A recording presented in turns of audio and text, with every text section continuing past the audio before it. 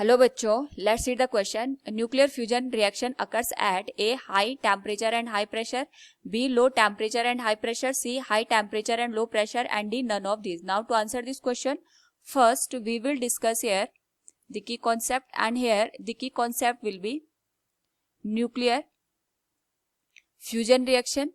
तो यहाँ पे जब हम न्यूक्लियर फिजन या फ्यूजन की बात करते हैं, उस पर्टिकुलर केस में एटम के न्यूक्लियस पार्टिसिपेट करते हैं. तो फ्यूजन का मतलब होता है यहाँ पे कंबाइन होना. तो यहाँ पे जब हम दो लाइट न्यूक्लियस को एक दूसरे के साथ कंबाइन करते हैं तो हमारे पास एक हैवी न्यूक्लियस का फॉर्मेशन होता है. और हैवी न्यूक्लियस के फॉर्मेशन के साथ साथ यहाँ पे ट्रेमेंडस अमाउंट की एनर्जी भी रिलीज होती है. इस पर्टिकुलर रिएक्शन को हम यहाँ पे न्यूक्लियर फ्यूजन का नाम देते हैं.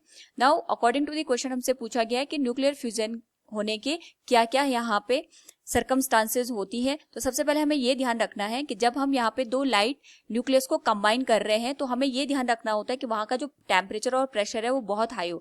इसका रीजन ये होता है कि जैसे सपोज हमारे पास ये फर्स्ट न्यूक्लियस है, this one is the second nucleus. अगर हम इन दोनों को यहाँ पे कंबाइन करेंगे तो कंबाइन करने के लिए यहाँ पे जो इनके न्यूक्लियस है ये आपस में एक दूसरे के साथ कंबाइन होने चाहिए. तो उस पर्टिकुलर केस में एक का न्यूक्लियस में जो प्रोटॉन अवेलेबल होंगे वो दूसरे के प्रोटॉन को यहाँ पे रिपेल करेंगे, क्योंकि यहाँ पे प्रोटॉन के ऊपर पॉजिटिव चार्ज होता है और सेम नेचर का चार्ज एक दूसरे को रिपेल करते हैं.